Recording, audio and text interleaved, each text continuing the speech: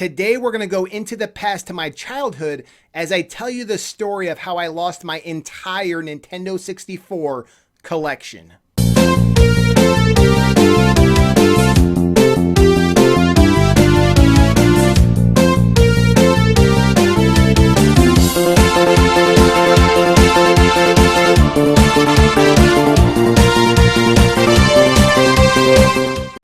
Hey guys, VanBjorn20 back again, and today I'm about to share with you a story that not many people know. I'll be honest, because I'm pretty ashamed of it. I'm kind of embarrassed because once you actually hear what happened, it looks really silly on my part.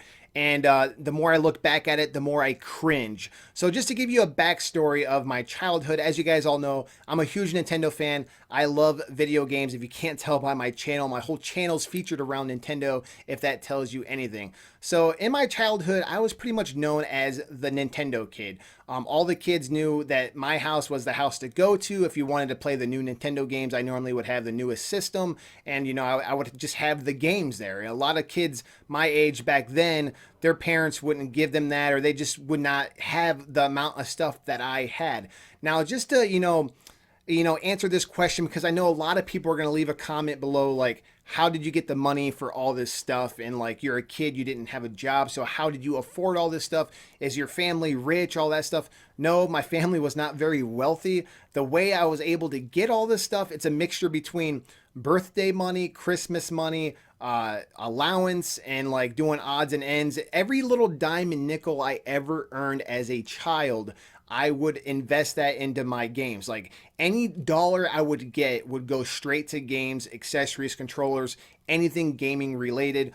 When my birthday would roll around, I would just tell them that I want game stuff. And obviously, if you guys know, games are expensive, systems are expensive. So your aunts and uncles ain't going to go and buy you a game stuff for your birthday. Normally, aunts and uncles will give you like $20, a $20 gift or something like that. They're not going to spend $60 to $100 on game stuff.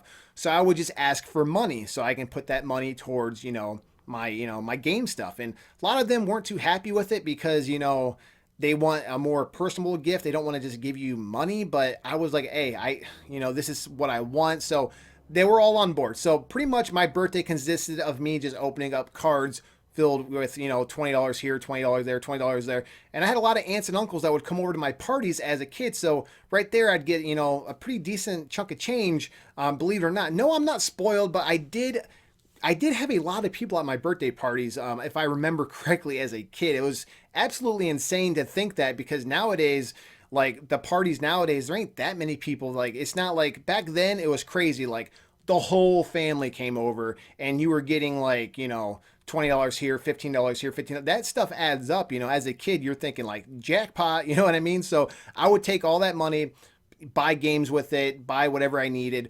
Every penny would go towards games. I just want to let you guys know that's how I was able to actually get all the stuff. And when Christmas rolled around, it was the same thing. I would just want game stuff. So I just want to take this time, Mom, if you're watching, to apologize, because now that I'm an adult and I have a kid and everything, and it would blow my mind if like all my daughter wanted was like this high dollar stuff for Christmas. So you must have been pulling your hair out. So I do apologize. So that's how I would get the stuff. So my friends would come over and they would look at my room and be in awe because I'd have like this little game chair. If you guys don't know, I don't know if they even make them anymore. There was these game chairs. They were kind of like rocking chairs that would sit on the floor. So I'd have this really cool game chair, and I actually had this really cool like dresser that I think I might have ordered out of a catalog, or I might have found it in a store somewhere. It was specifically designed for Nintendo 64 cartridges. You pull it out like a dresser drawer, almost like clothes, but instead of like, an empty dresser drawer, you'd have slots for the cartridges. And I just had it filled, man. And I was OCD. I still have OCD to this day. I would have every game almost alphabetical order in this thing. You pull out the dresser and there's just lines and lines and lines of games. It was absolutely insane, the amount of games that I had. And another way I was able to get a lot of these games is my grandfather owned a furniture store and a pawn shop in Kentucky. And when I went to visit him, a lot of people would bring in games and stuff like that. And he would let me do odds and ends and, help him out at the shop. And usually when I would go home, go back home, he would actually go ahead and give me a couple games, you know. And I don't know if he did it just because I was young and I would ask him or not, but my grandfather was he's such a nice guy. He would give me games every once in a while right from his pawn shop. So that was, you know, really cool. So that was another like source of games that I had coming in. I had, you know, sources all over the place. I remember my dad even telling me that, you know, if you get straight A's on your report cards, because guys, I would get, let's just say, I would get B's and C's with the occasional D's. That was pretty much my, you know, my grades growing up as a kid. Well, once he told me he'd give me $100, my dad said, if you get a, you know, if you get straight A's, I'll give you $100. The very next report card, straight A's.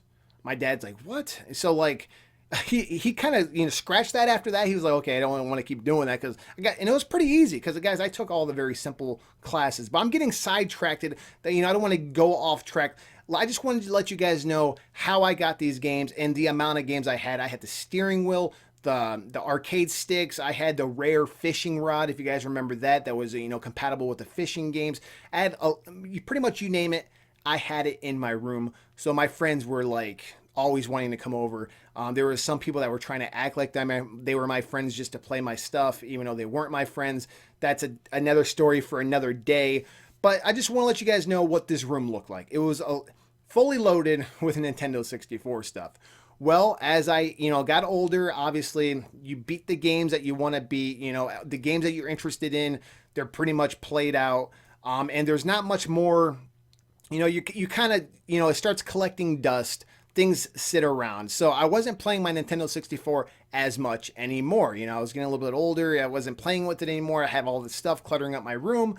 And the GameCube was being announced. So the GameCube was coming. Luigi's Mansion was coming out. And I think the GameCube was like $200 when it was first released. And I really wanted it. And I don't think I was working yet. It was close. I mean, I think I was like maybe 14, 15 years old. I'm not sure. But I wasn't working yet. So I was like, okay, I need $200. Actually, I need $400 because $200 for the system, and I want another $200 to get some games and maybe an extra controller or something like that. So I'm like, how am I going to get $400? You know, so obviously I ask my parents. They laugh at me. They're like, yeah, we're not going to give you $400. I mean, what parent would, right? So like, I'm like, man, I told my dad, I was like, I wish I could just sell some of my, you know, my Nintendo 64 stuff because I really want to get the GameCube, you know. I'm really, you know, kind of want to play something new. And my dad's like, well, when the GameCube come out, like comes out like in a couple weeks.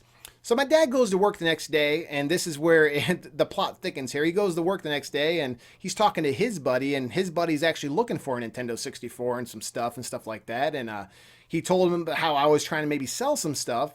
So my dad said, hey, I got a buddy that's interested in buying some of your game stuff if you're interested. I'm like, oh, bring him over. So the guy comes upstairs in my room, and he's like, oh, he's like, whoa, like he wasn't kidding. Like there's a lot of stuff here. So, you know, at the time I didn't really value the dollar. I didn't really value money. I didn't really know what things cost. I was stupid. I was young, really, really dumb. And, he looks at me and he's like, well, what are you willing to sell? You know, you got a lot of stuff here. What are you willing to sell? And I said, I'll be honest. I'm looking for $400. And his eyes kind of get big. And because he didn't know what I was going to say, you know, he didn't know what was included with all that. He's like, $400. He's like, you know, for what? Like, what are you willing to sell? You know? And my dad looks at me with that face like, man, $400. Are you crazy? But I was like, no, because I'm thinking I need that $400. I got the GameCube I want. There's other stuff I want. I was like, I'll give you everything for $400. And my dad's like, everything? I was like, yeah, I'll give him everything for $400. I really need $400. You know, I want the GameCube and I want some stuff. And the guy's like, sold right away. He didn't even bat an eye, right? So that's when a red flag was kind of going off like, did I just make a mistake here? But I was like, whatever. I didn't care at the time. I didn't play the games anymore. I didn't really care. I wasn't considered a collector. Yeah, I mean, if you saw the room, it looked like I was a collector. It was insane. I had an insane amount of stuff. But to me, I didn't consider myself a collector. I was a person who loves games. I love Nintendo, and I just want to play the new Nintendo games that were coming out. So now I need a GameCube. So that's all I had in the back of my mind. So now I'll never forget the image of my dad and his friend just making multiple trips up and down the stairs with their hands full of my stuff, packing his car, just, I mean, packing his car. The guy might even had to make 2 trips. That's how much stuff I had. It was absolutely insane. And I'm sitting there with $400 in my hand at the time thinking, jackpot, you know, wow, this is a lot of money.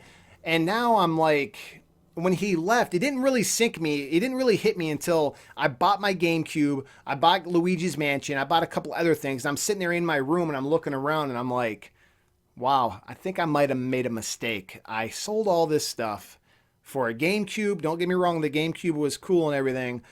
But I'm sitting here playing Luigi's Mansion. I got an extra controller. I think I maybe had one other game, and I'm like, wow, I really gave up quite a bit for this. Like, it's just, and the more I think back, I just keep replaying that image of my dad and, his friend making multiple trips up and down the stairs with my stuff, all for just $400. $400. Let that sink in. How stupid was I? Guys, leave a comment below and let me know, do you have any similar stories with you selling off your game stuff? I know a lot of people maybe go to GameStop and they try to trade in their games or sell their games and you get completely ripped off. I'm not talking about that kind of story. I'm talking about like maybe, someone or someone like a friend of the family or something that you maybe made a mistake because you wanted to be nice. I don't know. Leave a comment below, guys, because I'll be honest, I feel really stupid about the whole thing. Like I said, I was a kid, but my God, the amount of money that I had wrapped up into those games and that collection and just to sell it all away for $400 is absolutely insane to me. So when a lot of people ask me, and I'm not trying to offend anyone, but when a lot of people leave a comment and they try to like say, hey, dude, can you show us your, collection? Well, I want to see all your stuff. Sadly, as sad as this sounds, growing up as a child, I had this crazy collection and pretty much just didn't give it away, but I sold it away. And it's just, I'm not that kind of guy that's just going to try to rebuild and try to rebuy my childhood because, like I said, I'm not a collector. I'm a lover of games. I'll buy the games that I want to play. I don't buy games that put them on a shelf just to look at them. I don't buy a ton of games just to collect. That way people can come over and be like, wow, this is like a museum. That's not me. I'm a guy that loves games and buy games to play them. And, but I'll be honest, just talking about this and opening up and telling you guys this story about how my entire Nintendo 64 collection got sold for $400 is really turning my stomach upside down right now, guys. But that's pretty much it, guys. Leave a comment below. Let me know. Do you want to hear more stories like this? Do you want to hear more personal videos like this? I just felt like telling you guys this little game story, this little gamer story. Leave a comment below and let me share some of your stories. And as always, guys, there'll be more to come shortly. Thanks again.